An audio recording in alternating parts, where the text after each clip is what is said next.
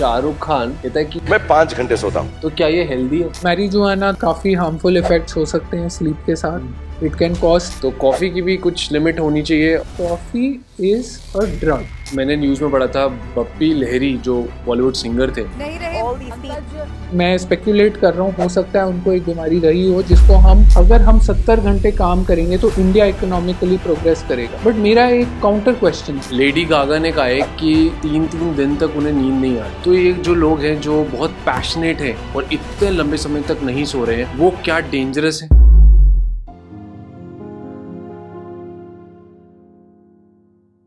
One third of our life हम सोते हुए बिता देते हैं और इस वन थर्ड पे डिपेंड करता है कि जब हम उठे हुए हो तब हमारा आउटपुट कैसे है। स्किन, हेयर की कितनी सारी प्रॉब्लम जब पेशेंट्स हमारे पास लेके आते हैं तो वो हमें खुद ही बताते हैं कि मेरी स्लीप अच्छी नहीं है। तो क्या स्किन और स्लीप में रिलेशन है? आज यही सब क्वेश्चंस का आंसर हम इस पॉडकास्ट में देने वाले हैं।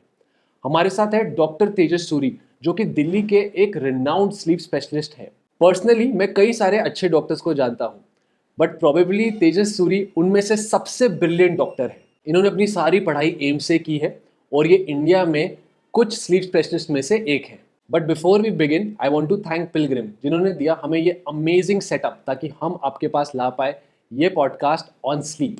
मैं एक इंटरव्यू में देख रहा था कि शाहरुख खान कहता है कि सिर्फ 4 घंटे सोता है वो। तो क्या ये हेल्दी है? देखिए शो बिजनेस में तो बहुत कुछ बोला जाता है, अब हर चीज़ सच है या नहीं ये तो हम बता नहीं सकते, बट डेफिनेटली ये हेल्दी नहीं है for the majority of the population.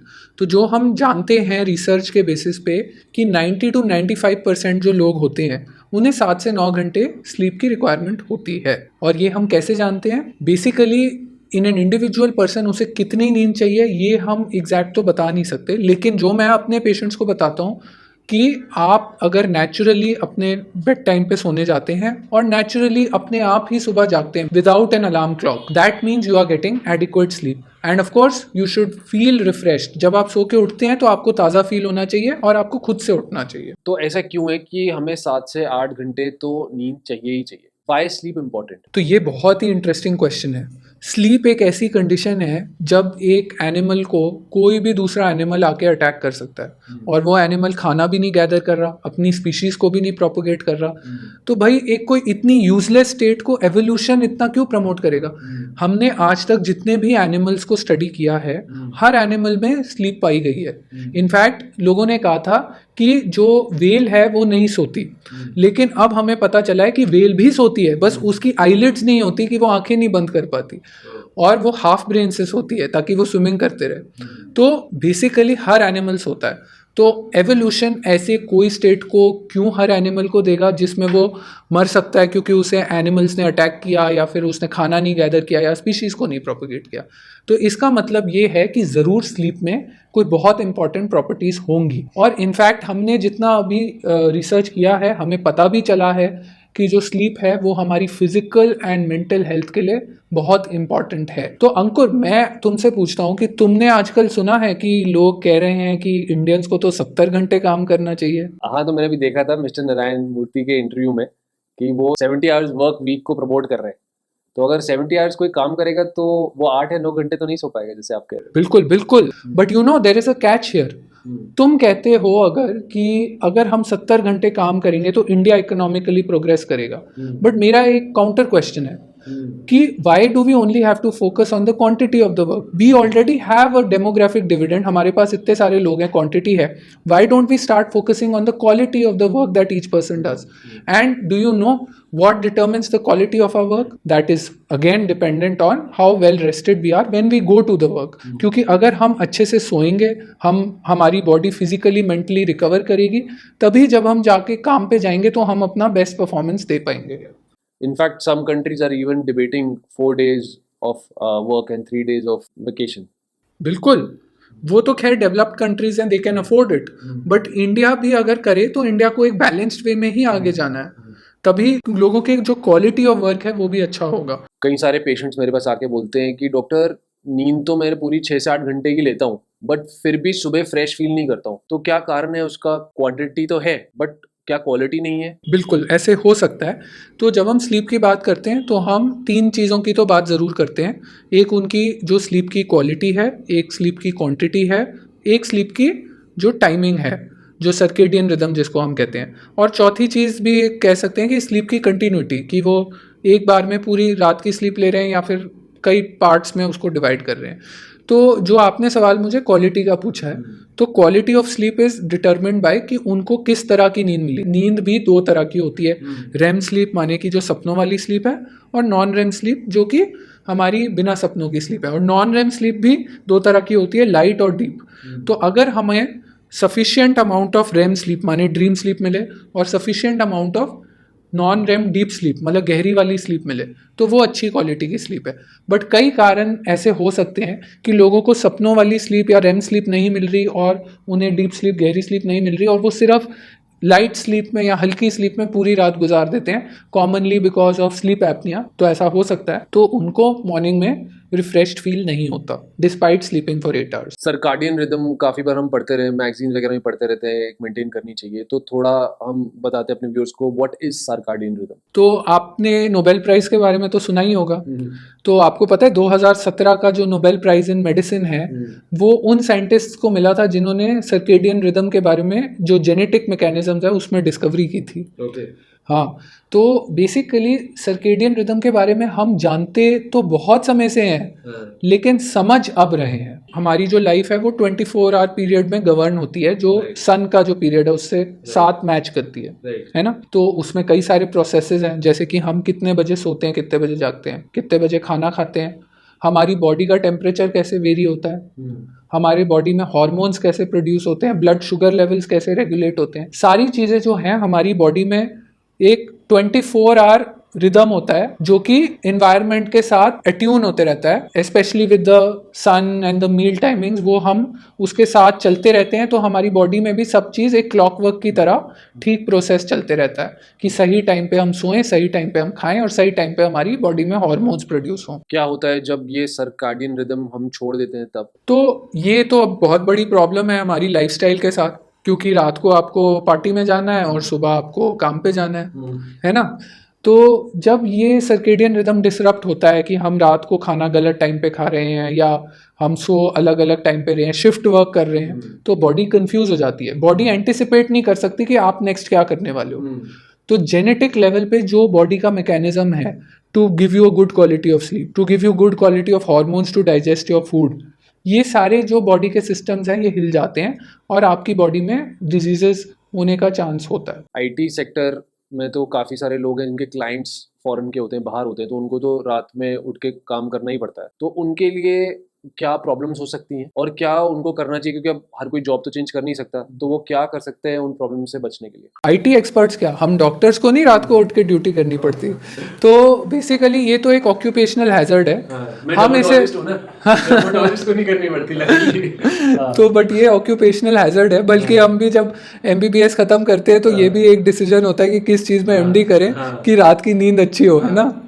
तो ये एक ऑक्यूपेशनल हैजर्ड है जो एक्सेप्टेड है। इसको हम इसी तरह से इम्प्रूव कर सकते हैं कि हमारे जो शिफ्ट वर्क है उसके हम रैशनल शेड्यूल्स बनाएं। हम नाइट ड्यूटीज़ जो हैं उसको हम मिनिमाइज करें हर पर्सन के लिए, और उनको एडिक्वेट रेस्ट करने का मौका दें नाइट ड्यूटीज़ के बाद। कैपिंग होना ज़रूरी है नाइट ड्यूटीज़ पर। बिल्कुल। कुछ लोग कहते हैं कि हम सपने ज़्यादा देखते हैं नींद में, तो सपने देखना अच्छी बात है आपकी नींद के लिए या नहीं? देखो, सपने देखना तो नॉर्मल चीज़ है। इम्पॉर्टेंट चीज़ ये है कि वो सपने कब देख रहे हैं। क्या वो दिन में सपने देख रहे हैं जागे जागे, या नींद में सपने देख रहे हैं सोते सोते। तो देखो, सपने एक रेम स्लीप में मैक्सिमम देखे जाते हैं, और रेम स्लीप जो मैक्सिमम होती है वो हमारी अर्ली मॉर्निंग में आती है। तो अगर वो जैसे सुबह सो के जब उठते हैं तब कॉमन होता है कि हम रेम स्लीप से उठते हैं, और जब हम ये रेम स्लीप या ड्रीम स्लीप से जागते हैं तो जागने के बाद जो हम जो सपना देख रहे होते हैं उसकी हमें वेग एक रिकलेक्शन रहती है, मतलब एक उसकी छोटी सी झलक रहती है हमारे माइंड में कि हम क्या सपना देख रहे थे। तो उससे ज़्यादा अगर हमें बहुत ही विविड ड्रीम्स आ रहे हैं, मतलब कि बहुत ही क्लियर क्लियर क्या सपने आ रहे हैं, वो एक जनरली वैसे नॉर्मल चीज़ नहीं होती, कुछ डिजीज़ में वो बढ़ जाती है। और अगर हम गलत टाइम पे सपने देख रहे हैं, जैसे कि हम दिन में सपने देखने लगे, या कि हमें दिन में बहुत ज़्यादा नींद के अटैक्स आने लग गए और दिन में हमें कुछ हेलुसिनेशंस टाइप के होने लग गए जो सपनों की तरह हम परसीव करें, तो वो कुछ एबनॉर्मल कंडीशंस में हो सकता है। ना सिर्फ सपने देखने की बात होती है बट सपने के कंटेंट की भी बात होती है। तो अगर हमारे सपने के जो कंटेंट्स हैं वो बहुत ज़्यादा डरावने हैं, जिसको हम नाइटमेयर कहते हैं, ओकेजनली वो होना तो सबके साथ होता है, नॉर्मल होता है, बट अगर किसी के साथ वो रूटीन बेसिस में हो रहा है या डेली हो रहा है कि उनको सोने में ही डर लगने लग जाता है कि गंदे सपने आएंगे, तो वो कभी कभी साइकोलॉजिकल या साइकियाट्रिक डिसऑर्डर्स में ऐसा हो सकता है। तो अगर ऐसा कोई चीज़, बेसिकली मैं सिंपल तरीके से तो यही कह सकता हूँ कि अगर आपके सपने से आपको डिस्ट्रेस है तब आप एक डॉक्टर से कंसल्ट कर सकते हैं, बट नॉर्मली तो सब लोग सपने देखते हैं and that's part of normal sleep. सबसे कॉमन स्लीप डिसऑर्डर आप अपनी प्रैक्टिस में कौन सा देखते हैं? तो हमारी सोसाइटी में बहुत सारे कॉमन स्लीप डिसऑर्डर्स हैं, बट एडल्ट्स में अगर देखा जाए तो 3 कॉमन स्लीप डिसऑर्डर्स पाए जाते हैं। उनका नाम है sleep apnoea number 1, insomnia number 2 and restless leg syndrome number 3। तो तीनों के बारे में एक एक करके मैं आपको बताता हूँ। पहले मैं आपको स्लीप एपनिया के बारे में बताऊँ। तो स्लीप एपनिया एक कंडीशन होती है जिसमें हमारी जो सांस की नली होती है, माने कि जो हमारा अपर एयरवे होता है, वो नींद में ऑब्स्ट्रक्ट हो जाता है या ब्लॉक हो जाता है, जिसके कारण हम अंदर बाहर सांस नॉर्मली नहीं ले पाते। तो जो सांस की नली होती है वो नैरो हो जाती है। क्योंकि नैरो हो जाती है तो जब हम सांस लेते हैं तो लैमिनर फ्लो की जगह टर्बुलेंस आता है फ्लो में, और ये जो टर्बुलेंस होता है तो इसके कारण हमारे वाइब्रेशन एक टाइप की आवाज़ पैदा होती है जिसको हम खराटा कहते हैं। तो खराटे लेते हैं लोग जिनको स्लीप एपनिया होता है, लेकिन एक्चुअली वो लोगों को ऐसे मिथ होता है कि खराटे ले रहे हैं तो डीपली सो रहे हैं, बट एक्चुअली ऐसा नहीं है। खराटे का मतलब कि उन्हें सांस लेने में परेशानी हो रही है नींद में, और उसके कारण बार बार सांस में जो रुकावट हो रही है उससे उनकी नींद टूटती है, उनकी नींद लाइट हो जाती है और उनका ऑक्सीजन लेवल भी डाउन जाता है नींद में। और इन सब का कॉन्सिक्वेंस ये होता है कि उन्हें उनकी जो नींद होती है वो नॉन रिफ्रेशिंग होती है, उन्हें दिन में नींद आती है, उनका ब्लड प्रेशर बढ़ता है, उनको हार्ट के भी डिजीजेस हो सकते हैं। तो नॉर्मल स्नोरिंग को क्या हमें ट्रीट करना चाहिए अगर उनको बाकी सब चीज़ें नहीं महसूस हो रही हो, सुबह उठ के फ्रेश हो रहे हो, तो फिर उनको ट्रीट करवाना चाहिए अपने स्नोरिंग को? देखिए, अगर ओकेजनल लाइट स्नोरिंग है तो वो तो हो सकता है, नॉर्मल भी हो सकता है, फिर भी वो अपने एक डॉक्टर को कंसल्ट कर सकते हैं। कभी कभी नेजल एलर्जीज के कारण भी स्नोरिंग होती है, तो अलग अलग कॉजेज हो सकते हैं। बट अगर कोई पेशेंट है जिसको लाउड स्नोरिंग है, कि उनका जो बेड पार्टनर है वो डिस्टर्ब हो रहा है, उनको दिन में नींद भी आ रही है, तो ऐसे पेशेंट को तो डेफिनेटली जाके स्लीप स्पेशलिस्ट को कंसल्ट करना ही चाहिए। और किसी को अगर स्नोरिंग का प्रॉब्लम है, लाउड स्नोरिंग का, तो क्या होती है उसकी ट्रीटमेंट? तो अगर पहले तो सबसे पहले हम उनका एक टेस्ट करेंगे जो जिसको हम स्लीप स्टडी कहते हैं, और स्लीप स्टडी में अगर हमें पता चलता है कि उनको स्लीप एपनिया है, तो इसका जो ट्रीटमेंट होता है वो 4 तरीकों से होता है। फर्स्ट होता है लाइफस्टाइल मेजर, मतलब उनको वेट हम रिड्यूस करने को कहते हैं ताकि उनकी जो नेक में जो फैट अक्यूमुलेशन होता है वो कम हो। दूसरा, हम एक सीपैप मशीन यूज़ कर सकते हैं जो कि बेसिकली एक मशीन होती है छोटी सी टेलीफोन के साइज़ की। उसके अंदर एक छोटा सा ब्लोअर या फ़ैन होता है और वो एक मास्क से कनेक्टेड होती है जो नोज़ के ऊपर लग जाता है, जैसे हम चश्मे लगाते हैं। तो वो नोज़ से एक प्रेशर देती है जिससे अपर एयरवे ओपन रहता है और स्लीप अनइंटरप्टेड चलती है और ब्रीदिंग भी अनइंटरप्टेड चलती है स्लीप में। थर्ड ट्रीटमेंट होती है, डेंटिस्ट एक ट्रीटमेंट करते हैं डेंटल डिवाइस लगा के। जैसे ब्रेसेस होते हैं वैसे वो एक डेंटल डिवाइस लगाते हैं जिससे जॉ आगे आता है और सांस की नली को जगह मिलती है। और चौथा होता है सर्जरी। जिन लोगों में बाकी ट्रीटमेंट सक्सेसफुल नहीं रहती या जिनमें कोई सर्जिकल एबनॉर्मेलिटी होती है, उसको हम सर्जरी से भी करेक्ट करते हैं। ये जो डिवाइसेस आपने बताए, सीपैप और डेंटल डिवाइस, तो इजीली लोग अप्लाई कर लेते हैं इसको और लगाने के बाद नींद आ जाती है, डिस्कम्फर्ट नहीं होता उनको लगा के? तो देखो, मैं आपको एक सिंपल सा उदाहरण देता हूँ कि जिन लोगों को चश्मे लगाने होते हैं, ठीक है, तो कई सारे लोग हैं जो खुशी खुशी चश्मे लगाते हैं, जैसे मैं और आप। और कुछ लोग होते हैं जो बिल्कुल चश्मे नहीं लगाना चाहते, वो कॉन्टैक्ट लेंसेज लगाते हैं, लेसिक के लिए जाते हैं। तो उस तरह से कुछ पेशेंट्स होते हैं जो सीपैप को बहुत जल्दी यूज टू हो जाते हैं या डेंटल डिवाइस को बहुत जल्दी यूज टू हो जाते हैं, और कुछ लोग होते हैं जिनको इससे परेशानी होती है जो नहीं लगाते। फिर भी क्योंकि ये अभी हमारे पास जो ट्रीटमेंट्स अवेलेबल है उनमें सबसे सक्सेसफुल ट्रीटमेंट है, इसीलिए हम कोशिश ज़रूर करते हैं कि पेशेंट को सीपैप ऑफर करें, उनको एक बार हम लगा के दें। उनको अगर क्लॉस्ट्रोफोबिया है, हम उनको कहते हैं आप दिन में थोड़ी देर लगाओ। काफ़ी पेशेंट्स को आदत हो जाती है हफ्ता 2 हफ्ते में। एक और काफ़ी कॉमन स्लीप प्रॉब्लम है कि जब आप सोने जा रहे होते हैं, एकदम से आपकी बॉडी मूव करती है, ट्विचिंग होती है आपके मसल में, उस कंडीशन का नाम क्या और वो क्यों होती है? उसको हिप्निक जर्क्स कहते हैं और वो बिल्कुल ही एक नॉर्मल कंडीशन होती है. Basically it's absolutely benign and it happens to everyone, so you need not worry about it if it happens. मैंने पढ़ा है कि वो कुछ उन लोगों में ज्यादा होती है जो स्ट्रेस्ड आउट होते हैं. Is that correct? That is possible. Yes, it may be more in people who are stressed out, but it does not have any implication कि आपको कोई बीमारी है, ऐसा नहीं है. अब आपने पूछा ही है तो मैं आपको कुछ और इंटरेस्टिंग फिनोमेना बताता हूँ. तो एक इंटरेस्टिंग बीमारी होती है जिसको हम नार्कोलेप्सी कहते हैं. ये रेयर बीमारी होती है पॉपुलेशन में. तो नार्कोलेप्सी एक कंडीशन होती है जिसमें हमारी जो रेम स्लीप, तो मैंने आपको बताया था 3 टाइप के स्टेट्स होते हैं हमारे ऑफ बीइंग. या तो हम जागे होते हैं, या हम नॉन रेम स्लीप में होते हैं, या हम रेम स्लीप में होते हैं. तो एक बड़ी इंटरेस्टिंग कंडीशन जो नार्कोलेप्सी होती है उसमें हमारी जो रेम स्लीप होती है वो हमारे वेकफुलनेस में इंट्रूड करती है. इंट्रूड मतलब कि उन दोनों के बीच का जो बॉर्डर है वो ब्लर हो जाता है. और दिन के टाइम क्या होता है कि आपको सडनली स्लीप अटैक आता है. माने कि आप क्लास में बैठे होंगे या आप दोस्तों के बीच बैठे होंगे और सडनली आपको स्लीप अटैक आएगा. और उसमें क्या होगा, आपको सडनली नींद आएगी और आप सो जाएंगे. और कभी कभी ऐसा होगा कि आप सोएंगे नहीं, बट आप में रेम स्लीप के फीचर्स आने लगेंगे. जैसे क्या होता है, मैंने आपको पहले बताया था कि रेम स्लीप में हमारी बॉडी पैरालाइज हो जाती है क्योंकि हम ड्रीम्स देख रहे होते हैं ताकि हम ड्रीम्स को एक्ट आउट ना करें. तो इन लोगों में जिनको नार्कोलेप्सी है वो जैसे अगर बैठ के नॉर्मली कुछ इमोशन आए, उन्हें ज़ोर से हंसने लगे या रोने लगे, तो सडनली उनका फेस या फिर बॉडी का कोई पार्ट पैरालाइज हो जाएगा टेम्परेरली, जिससे उनकी बॉडी हिलनी कम हो जाएगी. और उनमें एक तीसरा फिनोमिनन होता है जो स्लीप ऑनसेट पे होता है. उसको कहते हैं हम हिप्नागोगिक हेलुसिनेशन. माने कि वो जब लेटते हैं सोने के लिए तो वो सडनली ड्रीम वाली रेम स्लीप में चले जाते हैं और उनको कुछ हेलुसिनेशंस टाइप का या विजन टाइप का दिखने लगता है जो ड्रीम लाइक होता है.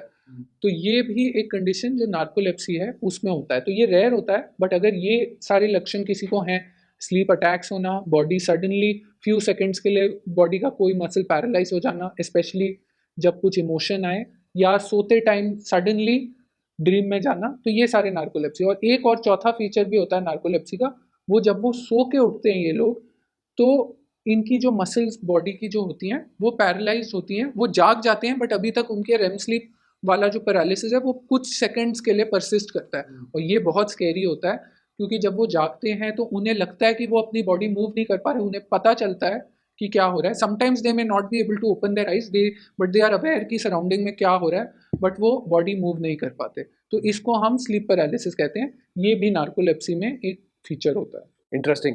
काफ़ी सारे लोग कोचिंग ले रहे हैं, प्रिपेयर कर रहे हैं एग्जाम्स के लिए, और इन बच्चों में अक्सर स्लीप जो है वो कॉम्प्रोमाइज हो जाती है to compensate for their studying hours. So in long term या फिर in short term also, how is it damaging them? देखिए, मैं इस क्वेश्चन को थोड़ा सा और विस्तार में आंसर करना चाहूँगा क्योंकि आपने बहुत ही ज़्यादा ज़रूरी सवाल पूछा है. जो लोग कोचिंग कर रहे हैं जनरली वो क्या एज के होते हैं? एडोलेसेंट्स होते हैं, टीनेजर्स होते हैं. तो मैं ये कहना चाहता हूँ कि जो स्लीप हमारी है वो स्पेशली चाइल्डहुड और एडोलेसेंस में बहुत इंपॉर्टेंट है, क्योंकि स्लीप का बहुत इंपॉर्टेंट रोल होता है हमारे ब्रेन के डेवलपमेंट में. और एडोलेसेंस एक बहुत ही इंपॉर्टेंट पीरियड होता है जब हमारी ब्रेन जो है वो चाइल्डहुड ब्रेन से एक एडल्टहुड मैच्योर ब्रेन में डेवलप होता है. और मैंने जैसे आपको पहले बताया था कि नॉन रेम और रेम स्लीप के बड़े यूनिक फंक्शंस होते हैं. नॉन रेम स्लीप हमारी ब्रेन को क्लीन करता है, मतलब कि उसको प्रून करता है, उसके जो गंद बला है उसको निकाल देता है. और जो रेम स्लीप होता है वो न्यू एसोसिएशंस स्ट्रेंथन करता है. और टीनेज में क्या होता है, हमारे ब्रेन में हम बेसिकली अपना एडल्टहुड जजमेंट बनाते हैं, एडल्टहुड वे ऑफ थिंकिंग बनाते हैं. तो अगर टीन एज में हम कम सोएं तो हम ये जो हमारी जो डीप स्लीप है, हमारी जो रेम स्लीप है, हम इसको खो देते हैं. स्पेशली जो लोग कम सोते हैं, जो लोग कॉफ़ी पीते हैं, बच्चों को तो बिल्कुल कॉफ़ी नहीं पीना चाहिए क्योंकि उससे डीप स्लीप कम होती है. अगर वो जल्दी उठ के स्कूल जाते हैं तो जैसे मैंने आपको बताया था रेम स्लीप अर्ली मॉर्निंग होती है, तो वो रेम स्लीप को खो देते हैं. तो अगर एडोलेसेंट्स कम सोएंगे, माने कि उनकी जितनी रिक्वायरमेंट है, माने कि 8 से 9 घंटे, उससे कम सोएंगे, तो फिर जो उनका ब्रेन का डेवलपमेंट है उसमें डिले हो सकता है या उसमें अनसेटिस्फैक्ट्री डेवलपमेंट हो सकता है. और एक और बात मैं बताऊंगा कि मैंने आपसे आज ये भी एक थर्ड टाइप ऑफ स्लीप में इंपॉर्टेंस बताया था कि टाइमिंग ऑफ स्लीप. तो हमने शुरू में बात करी थी quantity of sleep, quality of sleep, timing of sleep and continuity of sleep. तो अब हम थर्ड पॉइंट पे आते हैं जो है टाइमिंग ऑफ स्लीप. तो नॉर्मली हम रात को एक कोई एडल्ट 10-11 बजे एवरेज सोने जाता है और सुबह 6-7 बजे उठ जाता है। बट जो टीनेजर्स होते हैं उनके जो बॉडी में जो जनरल सिस्टम होता है वो ये होता है कि वो स्लीप डिले हो जाता है। मतलब कि कोई भी टीनेजर है, अगर आप टीनेजर हो या आपके बच्चे टीनेजर हैं, तो आप जानते हैं कि बच्चों को तो जल्दी सोना है पसंद नहीं है। उनको कम से कम 12, 1 या 2 बजे सोना चाहते हैं वो, और सुबह 10-11 बजे उठना चाहते हैं। तो ये नेचर का एक इंटरेस्टिंग प्रोसेस है कि वो टीनेजर्स को लेट, उनका जो रिदम होता है बॉडी का वो लेट हो जाता है और वो लेट उठते हैं। पर हमारे स्कूल क्या कहते हैं कि सुबह 6 बजे 7 बजे उठ के जाओ।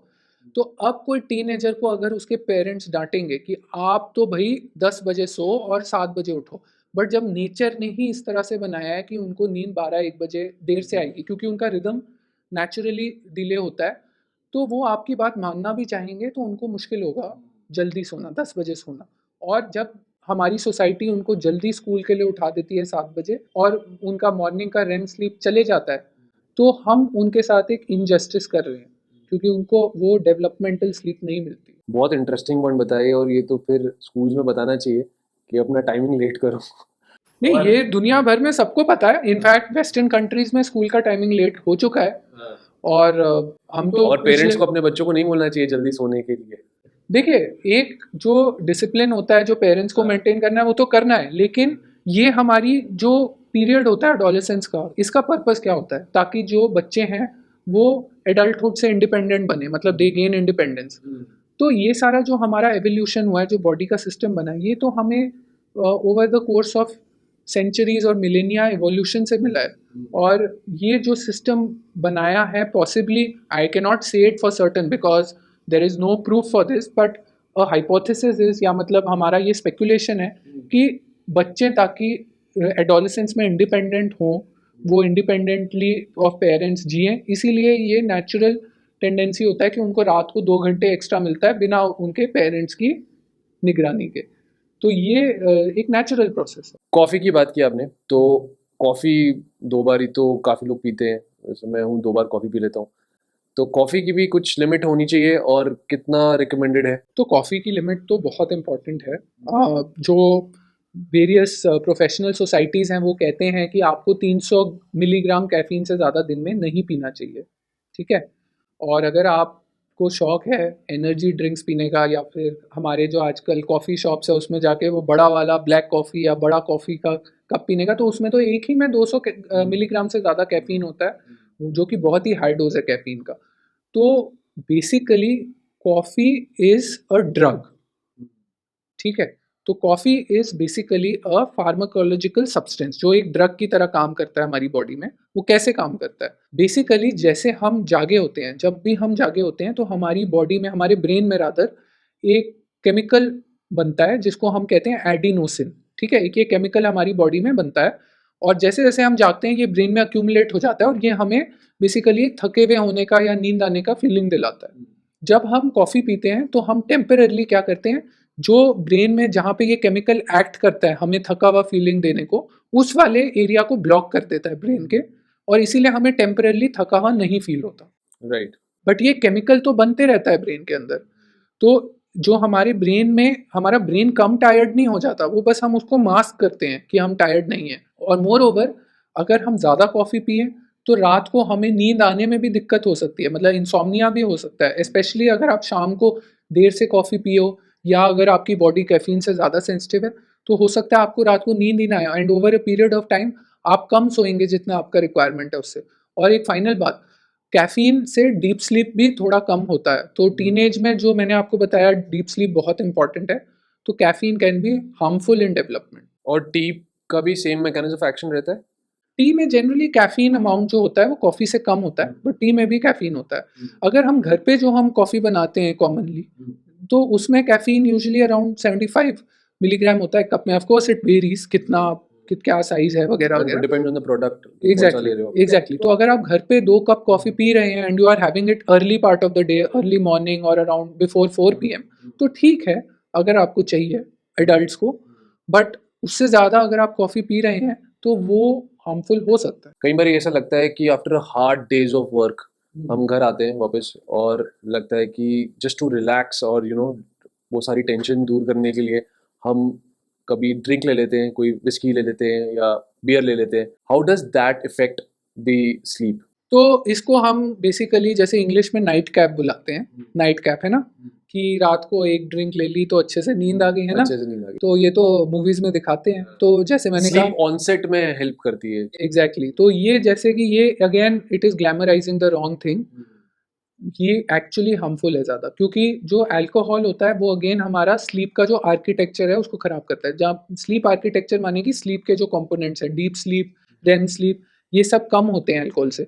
और even though alcohol will accelerate your sleep onset, माने कि आप तुरंत नींद में चले जाएंगे, बट आपकी आगे जो नींद है, जो नींद की जो कंटिन्यूटी है, जो हमारा चौथा पॉइंट था आज का, स्लीप कंटिन्यूटी, वो इफेक्ट होती है। स्लीप बार बार टूटती है और in the second part of the night your sleep may be compromised if you have taken। But अगर एक ड्रिंक या 2 ड्रिंक ले तो उससे भी होगा? बिल्कुल बिल्कुल होगा। any amount of alcohol is harmful and that is to be known, of course professional societies say that up to one drink alcohol is acceptable, but that does not mean that I recommend that you take alcohol, and especially not just before sleep। कुछ लोग smoke करते हैं, है ना, nicotine लेते हैं, कुछ लोग मैरिजुआना स्मोक करते हैं, तो इनका क्या रिलेशन है स्लीप के साथ? तो निकोटीन भी इंसोम्निया कॉज कर सकता है, smoking close to bedtime ये भी एक इंसोम्निया का कॉज है। बल्कि देखिए, मैं तो स्मोकिंग के अगेंस्ट ही बोलूँगा, क्योंकि मैं एक पल्मोनोलॉजिस्ट भी हूँ, तो स्मोकिंग से बहुत सारे लंग डिजीजेस होते हैं, तो definitely it's not good for your sleep. Marijuana तो वैसे भी उसके भी काफ़ी हार्मफुल इफेक्ट्स हो सकते हैं स्लीप के साथ। It can cause sleeplessness, it can also cause excessive sleepiness during the day time. तो बहुत सारे साइड इफेक्ट्स हैं इन सब्सटेंसेस के स्लीप से रिलेटेड। और जो लोग मैरिजुआना यूज करते हैं टू हेल्प देम स्लीप और हेल्प देम रिलैक्स, देखिए, वो जो है मेडिकल मैरिजुआना जो वेस्टर्न कंट्रीज में यूज़ हो रहा है, वो बहुत ही सिलेक्टेड कंडीशंस में उन कंट्रीज में यूज़ होता है। जैसे जिन लोगों को क्रॉनिक डिजीज़ या कैंसर है, उसकी पेन के साथ हेल्प करने के लिए, और वो बहुत ही कंट्रोल्ड वे में दिया बट जाता है। स्लीप के लिए क्या यूज हो रहा है बाहर? जो कैनाबिनॉइड रिसेप्टर्स होते हैं उनके साथ स्लीप का रिलेशनशिप डेफिनेटली है। कुछ रिसर्च चल रहा है कुछ ड्रग्स का जो इस रिसेप्टर पे काम करते हैं, लेकिन एज ऑफ नाउ ये अभी क्लिनिकल प्रैक्टिस में नहीं आया है। तो एक रूटीन पेशेंट के लिए जो कैनाबिनॉइड सब्सटेंसेस हैं वो स्लीप के लिए अभी रिकमेंडेड बिल्कुल भी नहीं है। तो डॉक्टर अंकुर, मुझे आपसे एक सवाल है कि आप वीकडेज और वीकेंड्स पे सेम टाइम पे सोते हो या अलग अलग टाइम पे सोते हो? अब तो मैं सेम टाइम पे ही सोता हूँ, बट हाँ, कॉलेज में मैं वीकेंड्स पे पार्टी जरूर करता था और वीकडेज पे एक टाइम पे सोता था। तो इसको एक बहुत इंटरेस्टिंग टर्म है, उससे हम बोलते हैं, जिसको कहते हैं सोशल जेट लैग।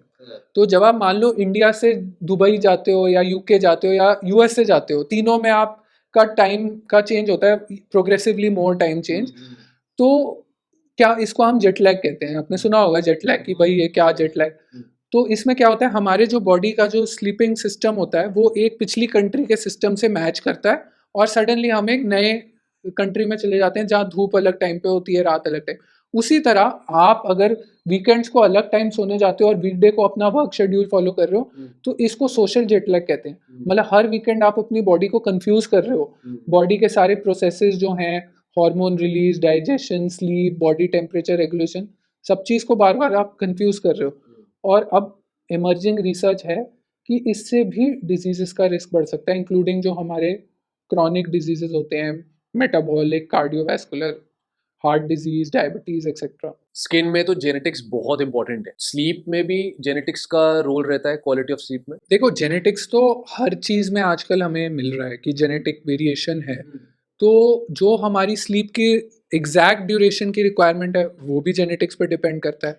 क्या हम अर्ली स्लीपर हैं या लेट स्लीपर हैं, जिसको हम कहते हैं मॉर्निंग लार्क हैं या नाइट आउल हैं, वो भी जेनेटिक्स पर डिटर्मिन्ड है।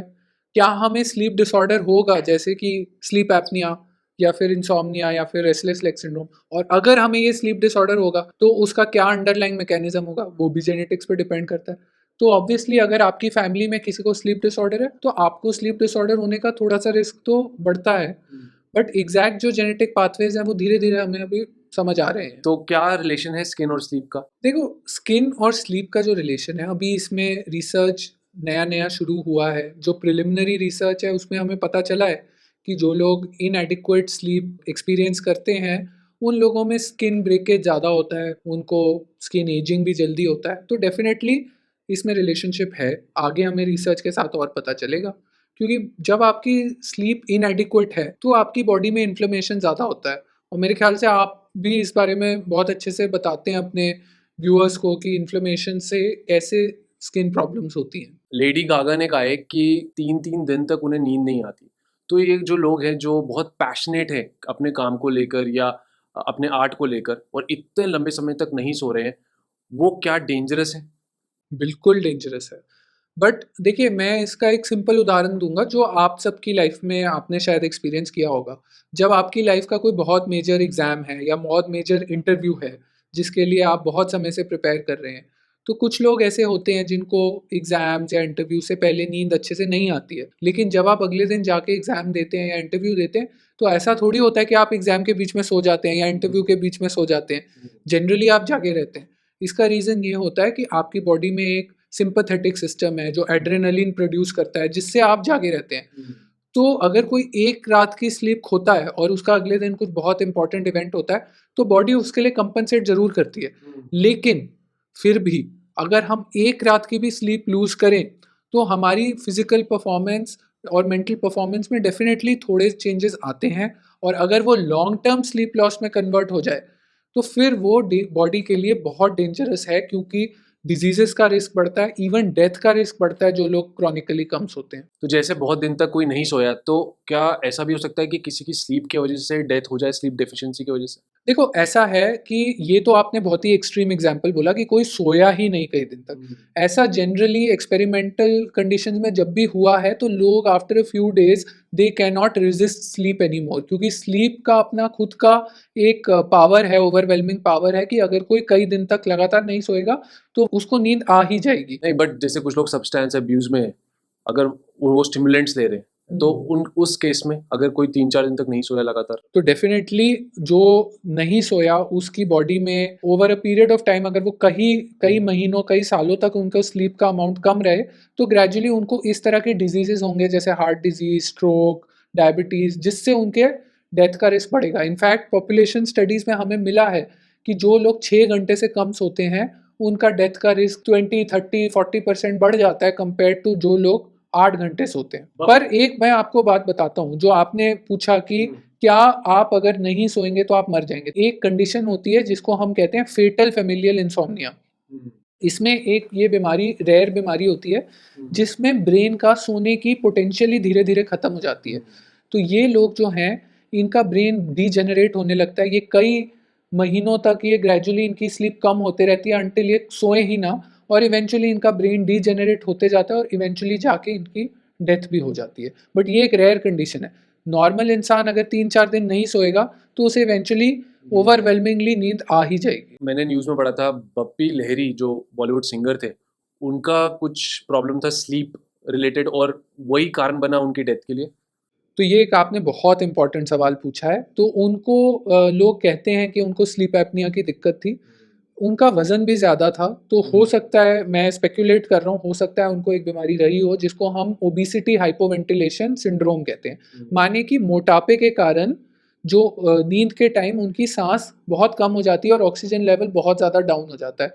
और ऐसे लोगों में ऑक्सीजन लेवल इतना डाउन जा सकता है कि जैसे आपने कोविड के टाइम पे आप ऑक्सीजन चेक करते थे तो आपको पता है नॉर्मल 97-98 होता है, बट इन लोगों में 50 से भी डाउन चले जाता है ऑक्सीजन लेवल। और जब इतना डाउन हो ऑक्सीजन लेवल तो रात में कार्डियक इवेंट्स, हार्ट का रिदम चेंज होना, हार्ट अटैक होना, ये सब नींद में ये सारी प्रॉब्लम्स हो सकती हैं। अब मेन प्रॉब्लम पे आते हैं कि लोगों को नींद नहीं आती रात को, तो सबसे पहले स्लीप एनवायरनमेंट में वो ऐसे क्या चेंजेस ला सकते हैं जो उनको हेल्प करे सोने में? तो देखो, साफ सफाई को हम कहते हैं हाइजीन, ठीक है। तो जब हम स्लीप के रिलेशनशिप में इसको कहते हैं तो हम इसको कहते हैं स्लीप हाइजीन। तो स्लीप हाइजीन एक बहुत इंपॉर्टेंट एलिमेंट है जनरल पॉपुलेशन में। जिन लोगों को नींद रात को नहीं आती, ज़्यादातर लोग अगर स्लीप हाइजीन के प्रिंसिपल्स फॉलो करेंगे उनको नींद आ जाएगी। क्या होता है स्लीप हाइजीन? स्लीप हाइजीन के काफ़ी सारे एलिमेंट्स होते हैं। एक एलिमेंट होता है कि जो अपना स्लीप का टाइमिंग है उसको फिक्स रखें। रोज़ सेम टाइम पे सोने जाएं और सेम टाइम पे उठें, चाहे वो वीकडे है चाहे वो वीकेंड है। दिन में एक्सेसिव नैपिंग ना करें, दिन के टाइम सोना अवॉइड करें। दिन में जो कॉफ़ी या कैफीनेटेड बेवरेजेस हैं उसको दोपहर में 2 से 4 बजे के बाद ना लें। अर्ली इवनिंग में कुछ फिजिकल एक्टिविटी करें, एक्सरसाइज करें जिससे बॉडी टायर्ड फील हो। जो बेडरूम है उसमें सिर्फ सोएं या फिर सेक्सुअल एक्टिविटी के लिए उसको रिजर्व रखें, उसमें अपना काम या वर्क एक्टिविटीज बेडरूम में ना करें, ताकि क्या है, हमें बेडरूम जो है उसको हम स्लीप के साथ ही एसोसिएट करें अपने ब्रेन में, उसको हम एक ऐसे इन्वायरमेंट के साथ ना इक्वेट करें जहाँ पे हमें टेंशन है या वरी है। And of course sleep environment should be good, the temperature should be cool, the bed should be comfortable for you. तो ये सारे पॉइंट स्लीप हाइजीन में आते हैं। एक कॉमन एडिक्शन है आजकल की, मेरी तो है, कि रात को कुछ रील्स देख के ही सोते हैं हम। तो मोबाइल लाइट कैसे इंटरफेयर करती है स्लीप ऑनसेट में? तो देखो, हमारी बॉडी में एक सब्सटेंस होता है मेलाटोनिन, ठीक है। ये मेलाटोनिन जो होता है ये हमारे सर्केडियन रिदम को कंट्रोल करता है। तो जैसे मैंने आपको पहले बताया था, हमारी बॉडी का एक सर्केडियन रिदम चलता है कि हम रात को 10-11 बजे सोएं और सुबह 6-7 बजे उठ जाएं। तो ये जैसे ही शाम होती है और डार्क होने लगता है तो हमारी बॉडी में ये मेलाटोनिन का प्रोडक्शन बनता है पीनियल ग्लैंड से, जो हमारी आंखों के बीच में यहाँ पे होता है। तो अगर हमें लाइट का एक्सपोजर कंटिन्यूअस रहे आफ्टर डार्क तो ये मेलाटोनिन का प्रोडक्शन सप्रेस होता है, और इसी के कारण हमें फिर हमारी नींद डिले होती जाती है, हमारी सर्केडियन रिदम डिले होती जाती है। तो डिनर के टाइम पे टीवी भी नहीं देखना चाहिए? देखो, जो हम जनरली कहते हैं कि रात को जो आपका डिजायर्ड स्लीप टाइम है उससे 1 to 2 आवर्स पहले आप स्क्रीन टाइम अवॉइड करें, ब्राइट लाइट अवॉइड करें, ऐसा कोई भी एक्टिविटी जिससे आपको मेंटली एक्साइटमेंट या तनाव होता है उसको भी अवॉइड करें। तो एक बेड टाइम में एक रिलैक्सेशन वाला एनवायरनमेंट होना चाहिए। आप लाइट रीडिंग करिए, आप वार्म शावर लीजिए। तो मेलेटोनिन की आपने बात की, बहुत सारे सप्लीमेंट्स मार्केट में अवेलेबल हैं और ये ओवर द काउंटर भी अवेलेबल हैं विदाउट प्रिस्क्रिप्शन, जिसमें मेलेटोनिन है। तो क्या ये लेना चाहिए फॉर बेटर स्लीप क्वालिटी या फिर टू ट्रीट स्लीपिंग डिसऑर्डर्स? देखिए, मेलाटोनिन एक बॉडी में नेचुरली प्रोड्यूस सब्सटेंस है।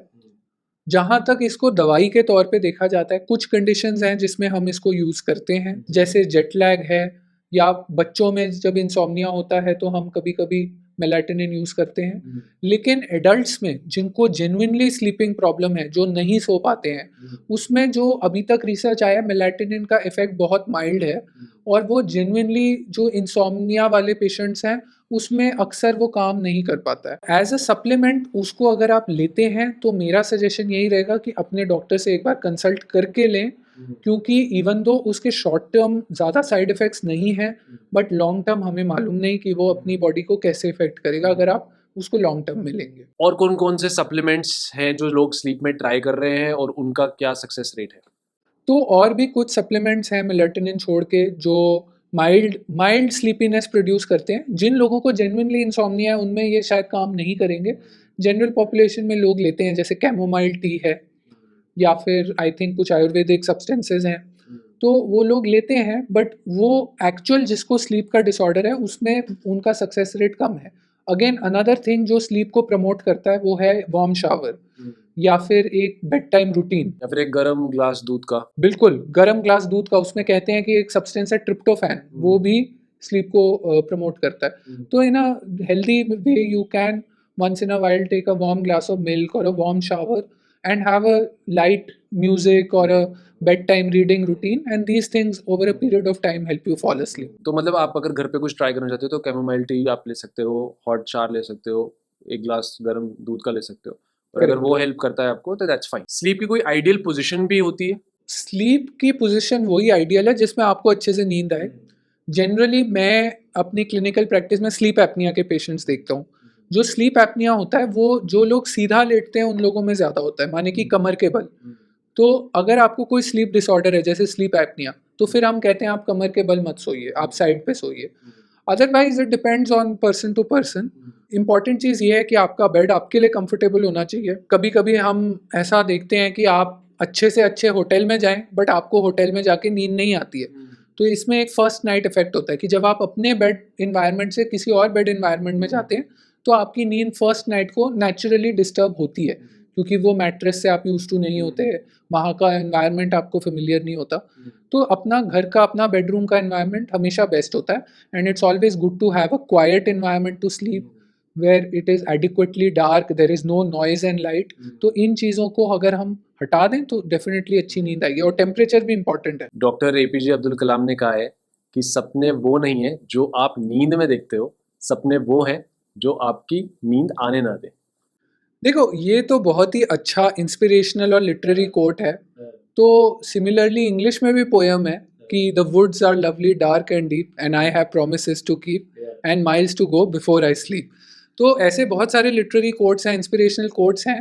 ये हमारी एक ट्रेडिशनल थिंकिंग और सोसाइटी की थिंकिंग पे बेस्ड हैं कि जो नींद है वो एक वेस्टफुल टाइम है। बट अब हमें धीरे धीरे इस चीज़ की विजडम हो रही है कि नींद कितनी इंपॉर्टेंट है। तो इन कोट्स में हमें नींद को लिटरली नहीं लेना चाहिए, उसके मेटाफोरिकल सेंस में लेना चाहिए, जो अनफॉर्चुनेटली या फॉर्चुनेटली आप कहो, पास्ट में बहुत सारे लिटरेरी लोगों ने नींद को डेथ से इक्वेट किया, क्योंकि लोगों को लगता है कि कोई सो रहा है तो वो एक तरह से एक डेथ की तरह है। बट ऐसा है नहीं। नींद में भी हमारा ब्रेन एक्टिव है, रिकवर हो रहा है और हमें क्रिएटिविटी दे रहा है, हमें एक अच्छा रिकवरी दे रहा है जिससे हम अपनी लाइफ में अच्छा काम कर पाए। तो जो लोग ठीक से सोते नहीं है, क्या उनका वजन भी बढ़ता है उससे? एब्सोल्युटली, बहुत ही इंपॉर्टेंट आपने पॉइंट रेस किया। तो जो लोग कम सोते हैं या जिन लोगों की स्लीप क्वालिटी खराब होती है स्लीप एपनिया की वजह से, उन लोगों में जनरली ज़्यादा एपिटाइट होती है, ज़्यादा क्रेविंग होती है अनहेल्दी फूड खाने के लिए। ये उन लोगों में जो हॉर्मोन्स होते हैं लेप्टिन, ग्रेलिन, जो हमारी बॉडी के सेटाइटी और हंगर हॉर्मोन्स होते हैं, जिन हार्मोन से ये कंट्रोल होता है हमें भूख लगे या ना, तो उनमें इम्बैलेंस हो जाता है और उन लोगों को ज़्यादा भूख लगती है और वो ज़्यादा खाते हैं और मिडनाइट स्नैकिंग वगैरह करते हैं, जब कि body is not design to do digestion at that time of the night. तो उस टाइम भी वो खाएंगे तो उससे डेफिनेटली वेट बढ़ेगा। Lack of sleep decision making, memory, concentration, इन पर कैसे इफेक्ट करती है? देखो, जब भी कोई प्रॉब्लम होती है लाइफ में तो एक कहावत है that you should sleep on it. इसका मतलब क्या है? इसका मतलब यही है कि जो स्लीप है उसमें हम अपनी बॉडी का एक मेंटेनेंस करते हैं। जैसे मैंने आपको कहा, नॉन रेम स्लीप में हम यूजलेस चीज़ों को निकालते हैं, उसको प्रून करते हैं, और जब हमारी रेम स्लीप आती है तब हम उसमें न्यू एसोसिएशंस फॉर्म करते हैं। माने कि हम सेम प्रॉब्लम को एक अलग नज़रिए से देखते हैं अपने रेम स्लीप में, और उससे जब हम जागते हैं तो हमें उसी सेम प्रॉब्लम पे कभी कभी एक नया नज़रिया आता है। तो जो लोग क्रॉनिकली कम सो रहे हैं वो अपने आप को इस इम्पॉर्टेंट प्रोसेस से डिप्राइव कर रहे हैं। और इनफैक्ट स्टडीज़ में हमें मिला है कि जो लोग कम सोते हैं या जिनकी स्लीप क्वालिटी ख़राब है ड्यू टू स्लीप एपनिया, उन लोगों में जो कोग्निटिव प्रोसेसेस होते हैं, सोचने की चीज़ें, स्किल्स होती हैं, डिसीजन मेकिंग होती है, वो डेफिनेटली इफेक्ट होती है। तो एंग्जाइटी, डिप्रेशन, ये आजकल के यूथ में ज़्यादा कॉमन है, एटलीस्ट ये मेरे साइकेट्रिस्ट फ्रेंड मुझे बताते हैं। तो स्लीप और इन साइकेट्रिक डिसऑर्डर्स का क्या रिलेशन है? स्लीप और साइकेट्रिक डिसऑर्डर्स में एक अटूट रिश्ता है और ये बाई डायरेक्शनल एक रिलेशनशिप है, क्योंकि जो लोगों को साइकेट्रिक प्रॉब्लम है उससे उनको स्लीप भी इफेक्ट होती है। जैसे एंग्जाइटी से उनको स्लीप ऑनसेट में प्रॉब्लम होती है, जबकि जो लोगों को डिप्रेशन होता है उनको अक्सर हम देखते हैं कि जल्दी नींद खुल जाती है और फिर वो दोबारा सो नहीं पाते। तो ये कॉमन डिप्रेशन में होता है। बाकी डिप्रेशन में कभी कभी कुछ लोगों को नींद कम आती है, कुछ लोगों को नींद ज़्यादा आती है। तो डेफिनेटली ये सारी प्रॉब्लम्स है। ऑन दी अदर हैंड, जो लोग क्रॉनिकली कम सोते हैं या जिनकी स्लीप क्वालिटी खराब होती है ड्यू टू स्लीप एपनिया, उन लोगों में डिप्रेशन का रिस्क भी बढ़ जाता है। ऐसे कई सारे यंग पेरेंट्स हैं इंडिया में, जिनके यंग बच्चे हैं जो टाइम पर सोते नहीं है या फिर सोने में स्ट्रगल है कुछ, तो उनके ऊपर कैसा इफेक्ट पड़ता है? क्या वो 1 या 2 साल का जो पीरियड होता है जो इसमें उनकी स्लीप डिस्टर्ब रहने वाली है, क्या वो लॉन्ग टर्म उनको हार्म करेगा? देखो, pregnancy and the period after pregnancy definitely एक स्ट्रेसफुल पीरियड होता है किसी भी वुमन के लिए, पेरेंट के लिए इनफैक्ट। तो उस टाइम पे बॉडी पे बहुत सारे स्ट्रेसेस पड़ते हैं and definitely the lack of sleep post pregnancy because of the frequent awakening of the baby for feeding, ये रात को जो होता है उससे डेफिनेटली हेल्थ पे थोड़ा इफेक्ट पड़ता है। एंड आपने देखा होगा, आप इस बारे में जानते भी होंगे कि काफ़ी लोगों को प्रेगनेंसी या उसके आफ्टरमैथ में diabetes and other disorders gradually develop होते हैं।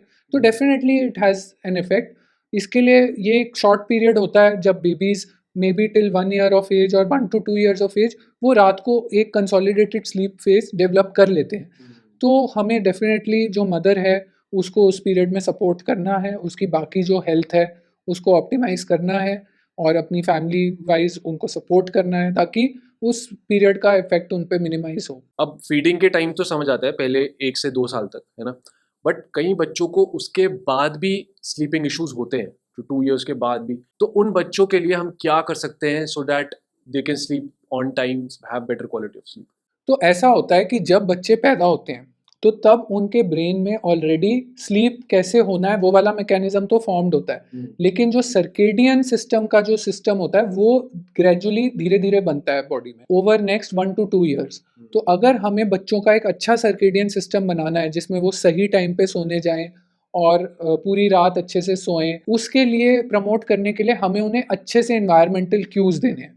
माने कि उनको डे में सनलाइट एक्सपोजर दिया जाए, उनका जो फीडिंग शेड्यूल है वो बहुत स्ट्रिक्ट रखा जाए as much as possible, so that उनकी बॉडी यूज टू हो जाए कि इतने बजे फीड मिलेगा और इतने बजे सोना है। तो ये हम कुछ इंटरवेंशंस कर सकते हैं, टेम्परेचर जो रूम का है उसको रेगुलेट करें।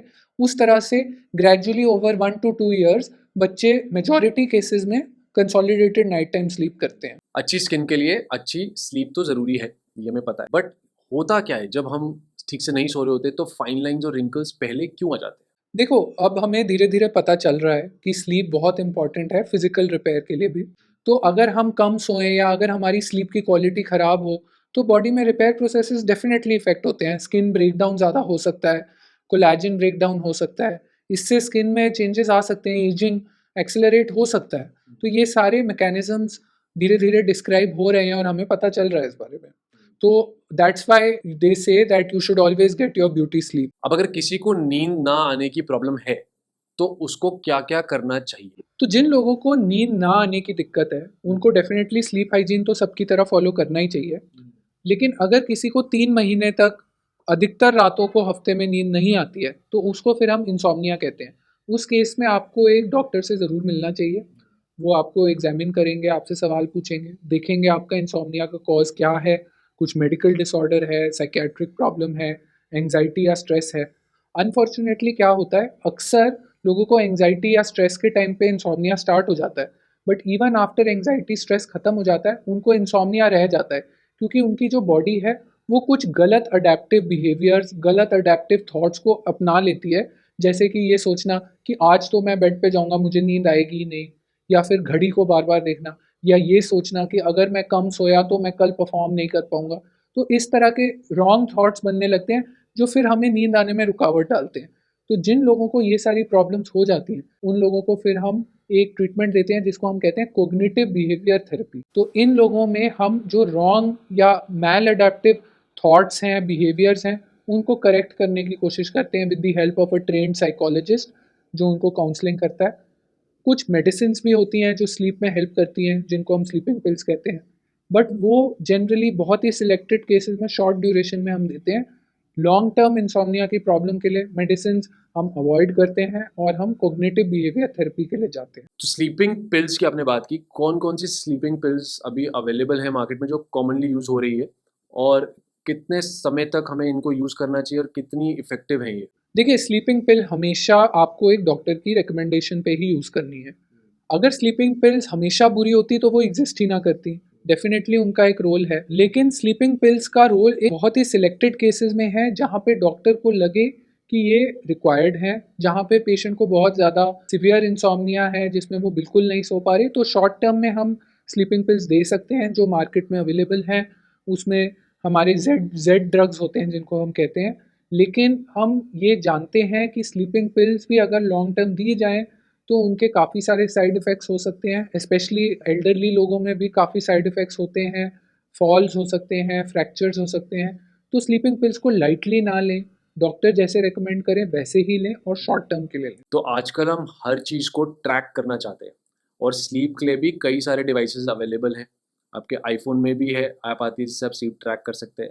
तो as a sleep specialist do you recommend कि जनरल पॉपुलेशन को भी अपनी स्लीपिंग को, स्लीप की क्वालिटी को इन डिवाइसेस या एप्स के थ्रू ट्रैक करना चाहिए? तो आजकल जो हमारे पास बहुत सारे डिवाइसेस हैं, वॉचेस के फॉर्म में हैं, कुछ रिंग्स के फॉर्म में आ रहा है, हेड बैंड्स के फॉर्म में आ रहा है, चेस्ट बैंड्स के फॉर्म में आ रहा है, तो अलग अलग तरह के ट्रैकिंग डिवाइसेस आ रहे हैं। अब ये बात समझना ज़रूरी है कि दो तरह के ट्रैकिंग डिवाइसेस होते हैं, एक होते हैं क्लिनिकल डिवाइसेस और एक होते हैं consumer devices.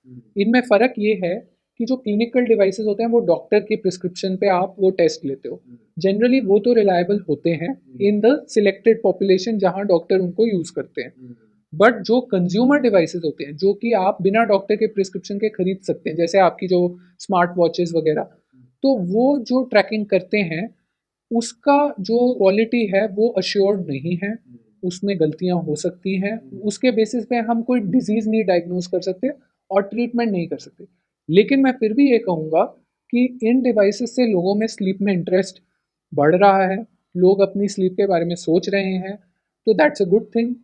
If you feel you track your sleep and you feel there is something which is not satisfactory to you and that propels you कि उसकी वजह से आप डॉक्टर के पास जाएं, तो वो बहुत अच्छी बात है। डॉक्टर से मिलिए, डॉक्टर से अपने डाउट्स क्लियर कीजिए और जेन्युइनली अगर कोई डिजीज़ की संभावना है तो डॉक्टर आपको क्लिनिकल डिवाइसेस से टेस्ट ज़रूर करेंगे। कुछ लोगों को आदत होती है दिन में आधा घंटा सोने की, 1 घंटा सोने की, वो उससे रिफ्रेश हो जाते हैं। बट कुछ लोग हैं मेरी तरह जो बिल्कुल सुबह से लेके शाम तक बिल्कुल नहीं सोते, फिर एक ही बार सोते हैं। तो what is better, what is more healthier from your perspective? देखिए, हम एक मोनोफेजिक सोसाइटी में रहते हैं, मतलब हमारी जो नींद है वो एक ही फिक्स्ड रात वाली स्लीप में होती है। जनरली हम यही रिकमेंड करते हैं स्लीप हाइजीन में कि आप अपनी मेन स्लीप रात को ही रखिए जो 7-8 घंटे की हो। बट हमारी बॉडी का जो सर्केडियन सिस्टम है उसमें एक नेचुरल आफ्टरनून डिप आता है, माने कि लंच के बाद लोगों को नींद आती है, ये एक फैक्ट है। और जो प्री इंडस्ट्रियल सोसाइटीज़ हैं, जैसे जो ट्राइबल या अनकॉन्टैक्टेड सोसाइटीज़ हैं, ट्राइब्स हैं, उनमें स्टडी हुआ है कि आफ्टरनून में अक्सर वो कुछ समय सोते हैं। तो अगर आपको आफ्टरनून में एक शॉर्ट नैप लेना है, जनरली वी रिकमेंड कि आप शॉर्ट नैप लीजिए, हाफ एन आवर से कम लीजिए, अर्ली आफ्टरनून में लीजिए, लेट आफ्टरनून में अवॉइड करिए। तो that is an optional thing, it is not a required thing but it's an optional thing. कुछ लोग रात को जिम जाते हैं और आजकल जिम 10 बजे तक भी खुलते हैं रात में, तो वो स्लीप को इम्पैक्ट कर सकता है रात को इतनी हैवी एक्सरसाइज करना, कार्डियो करना? Yes, so that is another problem जो हमारी मॉडर्न सोसाइटी में है कि हम फिट भी रहना चाहते हैं बट रात को लेट काम करते हैं। तो डेफिनेटली अगर आप रात को लेट एक्सरसाइज करो उससे आपकी स्लीप डिस्टर्ब होगी। तो यहाँ मैं एक बहुत इंपॉर्टेंट डिस्टिंक्शन देना चाहता हूँ कि जो अर्ली इवनिंग एक्सरसाइज है, माने आपने 5 बजे 6 बजे एक्सरसाइज की, वो आपको रात को 10-11 बजे सोने में हेल्प ज़रूर करेगी, आपको टायर्ड फील होगा। बट अगर आप रात को 9 बजे एक्सरसाइज करके सोच रहे हैं आप 11 बजे सो जाएंगे, तो ऐसा नहीं होगा। आपकी बॉडी में जो परफॉर्मेंस होगा उसके स्ट्रेस कारण, हार्मोन्स जो है वो बिल्कुल एक्ट करेंगे। बिल्कुल। एंड इवन जनरली स्पीकिंग हमारी बॉडी जो होती है उसकी परफॉर्मेंस बेस्ट अर्ली इवनिंग में होती है, जो एथलेटिक परफॉर्मेंस भी है वो अर्ली इवनिंग में बेटर होगी कंपेयर टू लेट नाइट। तो आपकी एक्सरसाइज भी ज़्यादा अच्छे से हो पाएगी। तो आपके हिसाब से सबसे आइडियल टाइम क्या है सोने का? ये बहुत ही इम्पॉर्टेंट क्वेश्चन है और इसका बहुत ही इंटरेस्टिंग हमें आंसर पता चल रहा है थ्रू रिसर्च। तो जो हमें अभी तक पता चला है कि जो लोग 10-11 बजे तक सोते हैं उनकी सबसे अच्छी cardiovascular and metabolic long term health होती है कंपेयर टू दोज जो 12 बजे के बाद सोते हैं या जो लोग बहुत अर्ली सोते हैं।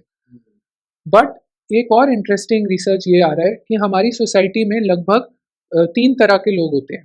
1/3 लोग वो होते हैं जो लेट स्लीपर्स या नाइट आउल होते हैं, जो 12 बजे के बाद सोते हैं। 1/3 लोग वो होते हैं जो एवरेज टाइम पे सोते हैं और 1/3 लोग वो होते हैं जो जल्दी सो जाते हैं। और ये जेनेटिकली डिटर्मिन्ड होता है, उसको हम कुछ लेवल तक थ्रू आवर एनवायरनमेंट मॉडिफाई कर सकते हैं। बट किसी इंसान की अगर नेचुरल टेंडेंसी है जेनेटिकली कि वो लेट सोए, तो उसको हमेशा दिक्कत होगी थोड़ा जल्दी सोने में। और एक अगर मैं आपको इंटरेस्टिंग बात बताऊं तो हम हमारा ऐसा हाइपोथेसिस है काफ़ी साइंटिस्ट्स का कि शायद ये इसलिए होता है क्योंकि एवोल्यूशन के टाइम पे जब ह्यूमन बींग्स छोटी सोसाइटीज़ में रहते थे, ट्राइब्स में रहते थे 100-150 लोगों की, तो अक्सर उन्हें अपने आप को प्रेडिटर से रात को बचाना होता था। एवोल्यूशन ने ऐसे डिज़ाइन किया कि 1/3 पॉपुलेशन ऐसे हो जो लेट सोने जाए, ताकि वो उन लोगों को बचा के रखे जो जल्दी सो जाते हैं। और फिर जो लोग जल्दी सो जाते हैं वो फिर जल्दी उठ के गार्ड आपको करें। गार्ड करें। तो आपकी जो एक्सपर्टीज है वो काफ़ी नीश है, काफ़ी कम लोग हैं उसमें, राइट? तो एक जनरल पॉपुलेशन में अगर किसी को स्लीप की प्रॉब्लम है, काफ़ी कंफ्यूज रहते हैं कि किसके पास जाना है, साइकेट्रिस्ट के पास जाना है या किसी पल्मोनोलॉजिस्ट क्रिटिकल केयर के पास जाना है या फिर किसी नॉर्मल फिजिशियन के पास जाना है। Who is the right person who can help these kind of patients? तो ये बहुत अच्छा क्वेश्चन है। इनफैक्ट जो हमारी मेडिकल स्पेशलिटीज़ है वो मोस्टली ऑर्गन बेस्ड होते हैं। जैसे आप स्किन के डॉक्टर हैं, मैं लंग्स का डॉक्टर हूँ, कोई हार्ट का डॉक्टर है, तो सब डॉक्टर्स एक एक ऑर्गन देखते हैं। बट एक एक्सेप्शन है, आपको पता है, जो कैंसर के डॉक्टर होते हैं वो बॉडी के हर तरह का कैंसर देखते हैं। Sleep is a similar branch of medicine, it's a new branch of medicine. Sleep एक ऐसी चीज़ है जो हमारी बॉडी के हर एस्पेक्ट को इफेक्ट करती है, हमारे ब्रेन को इफेक्ट करती है, इमोशंस को इफेक्ट करती है। तो न्यूरोलॉजिस्ट का भी रोल है, साइकेट्रिस्ट का भी रोल है। हमारे मेटाबॉलिज्म को इफेक्ट करती है तो एंडोक्राइनोलॉजिस्ट का रोल है। हार्ट को इफेक्ट करती है तो कार्डियोलॉजिस्ट का रोल है। ब्रीदिंग को इफेक्ट करती है, जो कॉमन है स्लीप डिसऑर्डर, हमें कॉमन प्रैक्टिस में मिलता है स्लीप एपनिया, वो ब्रीदिंग की डिसऑर्डर है, तो मेरे जैसे डॉक्टर्स पल्मोनोलॉजिस्ट देखते हैं। लेकिन जो अगर आपको स्लीप की प्रॉब्लम हो तो आप उस डॉक्टर के पास जाएं जिनको स्लीप मेडिसिन प्रैक्टिस करने में इंटरेस्ट है, जो उसको हर तरीके से होलिस्टिकली देखता है। तो हमारी कंट्री में कॉमनली जो स्लीप के डॉक्टर्स होते हैं वो या पल्मोनोलॉजिस्ट होते हैं या न्यूरोलॉजिस्ट होते हैं। एडिशनली स्लीप से रिलेटेड सर्जरीज या डेंटल प्रोसीजर वाले ईएनटी और डेंटल डॉक्टर्स भी होते हैं। तो ENT dental doctor special procedures करते हैं स्लीप के, और जनरल स्लीप को या न्यूरोलॉजिस्ट, पल्मोनोलॉजिस्ट या अदर स्पेशलिटी के डॉक्टर्स भी होते हैं जो स्लीप में इंटरेस्ट दिखाते हैं। तो ये था हमारा पॉडकास्ट स्लीप के बारे में। अगर आपको ऐसे हेल्थ और स्किन रिलेटेड पॉडकास्ट देखना अच्छा लगता है तो हमारे चैनल को आप प्लीज़ सब्सक्राइब कर लीजिए। अगर आप ऐसे लोगों को जानते हैं जिन्हें स्लीप रिलेटेड प्रॉब्लम्स हैं तो उनके साथ ये पॉडकास्ट आप ज़रूर शेयर करिए। आपके कोई कमेंट्स हैं या फिर आप चाहते हैं हम किसी स्पेसिफिक हेल्थ टॉपिक के बारे में एक्सपर्ट को लाएं और उनसे बात करें तो आप हमें नीचे कमेंट सेक्शन में लिख के बता सकते हैं। मैं लाता रहूँगा आपके लिए ऐसी कई सारी वीडियोस। मिलते हैं नेक्स्ट टाइम, तब तक के लिए गुड बाय।